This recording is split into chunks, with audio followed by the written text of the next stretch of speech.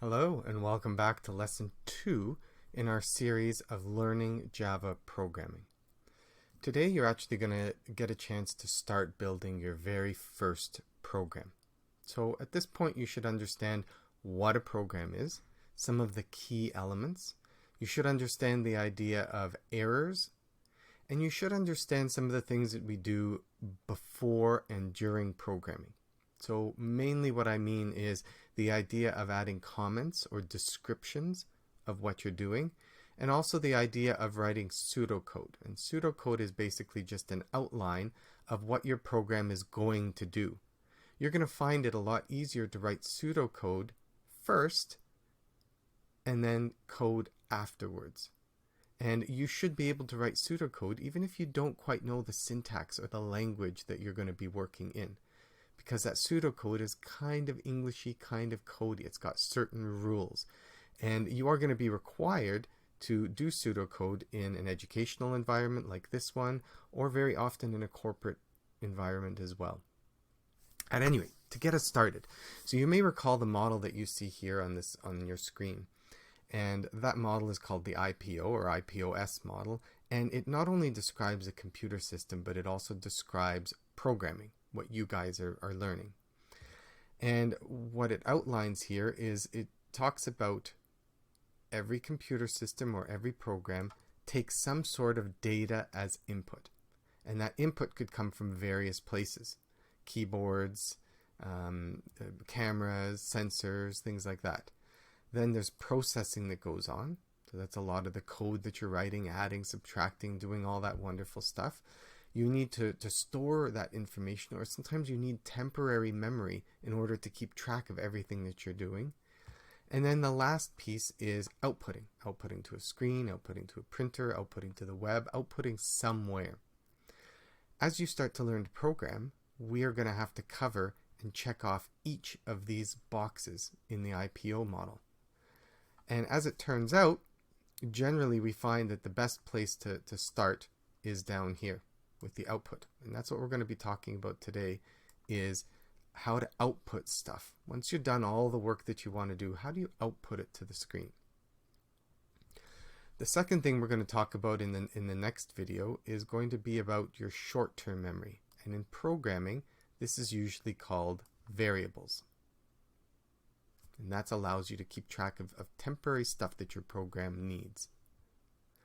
Along with variables, the next lesson is going to talk about getting input.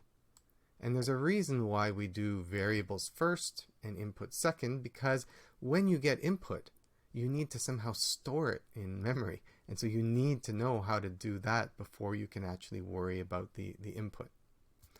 And then the third step, which is really the bulk of the course, is this piece on processing.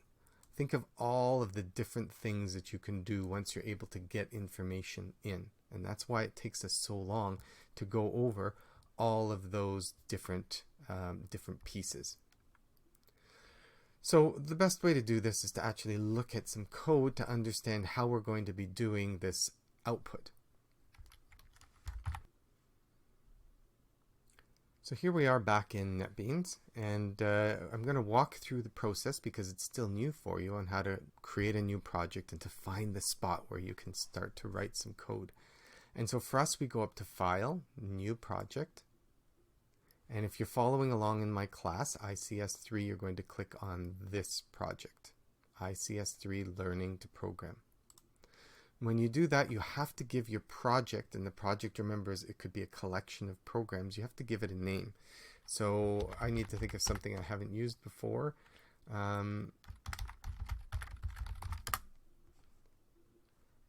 it's going to do a little bit of processing. On the left here, you can see it's going to create your project.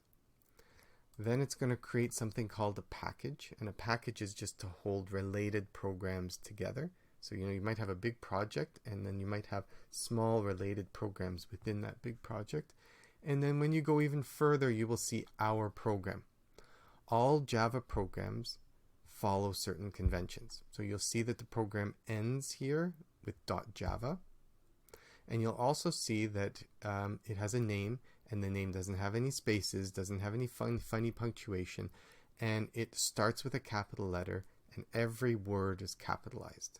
And that's a convention that you should follow whenever you write Java programs.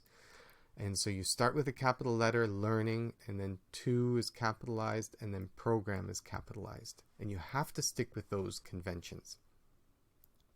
So when I double click, I'm going to open up this program, and you're going to see a bunch of elements. And as a teacher, I hate to do this, but there's certain elements that I have to say, just trust that it needs to be there, but I'm not quite ready to explain what it is or why it's there. One of those things here is these import statements. And the import statements are just a way of getting other people's programs into yours so that you can use cool stuff that other people have written. What is HSA and what is board and what is Becker? When we get to needing those, that's when I'll explain a little bit more about them. This section here is basically just creating your program. You called it learning to program up here. This is going to match it, and all programs in Java happen inside a class. That's the terminology that we use that holds your program, and you can have multiple programs, multiple classes for that. And the public here is basically just saying that anybody can call this program. It's not going to be hidden or constricted. Okay. Then, of course, every program needs a starting point, and that starting point in Java is called main. And every program you have needs to have this signature as your starting point. Okay. So then the last thing, and this is where we're going to start with our output, is you need to output somewhere. And the term that we use for that is a console. And a console is just a window. And so what this line does is it finds the program that someone wrote called console, which is going to create a window. It's going to give it a name, because if we want to write to that window, if we want to output to that window, we need to have something to refer to it. And that name we're going to use is C. And this over here actually just builds the window. So I can run this program. And in NetBeans, I can run the program by right-clicking and going to run. Or as a shortcut key, I can do Shift F6. And it will run, it will think for a little while, and then it will create this empty console for me to do whatever I want with. So this console, we're going to be spending a bit of time in here. We're going to be outputting to here, we're going to be inputting to here. And we're going to be drawing graphics, drawing text, all that stuff. So I can quit, I can leave this program. And so now what you're being asked to do is to do some output. And the term or the word that we use for output in Java is to print. We are going to print something to the screen. And the way that we follow that is, I told you already that screen is going to be referred to with a letter, and it's called C. And I could change that letter. I could call it RD. But what that means is that in my program, when I want to do something to that screen, I have to now refer to it as RD. But how do you know what stuff you can do with a screen? Well, you can Google it, and there's documentation. So normal Java stuff, you can Google it and you can find out what you can do with the math and all that sort of stuff. Most development environments from like NetBeans will also provide you with some help. But the way that you access the things that you can do with the console is you take your variable name and you use the period, the dot key. And that dot key is basically saying, I want to do some stuff with this console. And you'll see right away a whole list of possible things, which are methods, work that I could do. And some of them you'll know what they are just by reading the words, and some of them won't. But remember what I said, we're focusing right now on the print commands. And so all that print does is it will allow you to write something out to the screen. Don't worry about all these different things inside here. We're going to keep things really nice and simple to start. So there's lots of different print statements. You'll notice that there's this print ln. It's not a one. Print ln, and then over here you'll see print. And the only difference between the two is that print will print something to the screen and will wait right at that spot where you left off. So that if you want to print something else, it's going to continue on the same line. Print ln basically means print and then go to the next line, create a new line. And we'll see those in action. So I can select them from here, or I can just start to type them out. So I'm going to print a line, and I can print something directly to the screen. If I want to print a number, I can just type in that number. If I want to print some text, some words, I can just directly go in and put in those words. And again, Shift F6, run my program, and those two things are going to show up right away in the console. You'll see they're on separate lines. If I were to go and get rid of this print ln and change it to a print, and I were to run this program again, you'll see that they're now merged together on the same line. And guess what? That's it.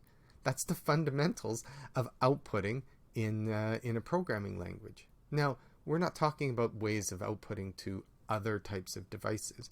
Right now, we're just focused on the screen. So this is your first command. There's quite a bit you can do. There's a lot of information or things that you can print. You can even, if you want, do basic math inside here and print out the results of that math. So when I go ahead and run it, instead of printing 45 or 9, it's going to print 54.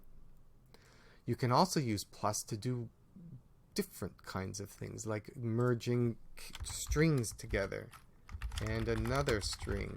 And I can use plus to merge numbers in there as well. And when I run it, it will all get squished together and printed to the screen. So that's the fundamentals of output. And you're going to get a chance to do a little bit of practice before we delve deeper into, okay, what if I want to get input, or what if I want to keep track of the information that I want to output? And that's our next step. But first, you need a little bit of practice with just outputting stuff to the console or screen. So if you're following along in my class, it's important now that you jump into the lesson to get a little more nuanced information about the console class and printing. And once you read through that lesson, then there's a couple of key assignment questions that I want you to do, creating consoles and being able to print and manipulate them, and actually creating consoles also that look a little bit different. Enjoy and keep tuned for video number 3, if I can count.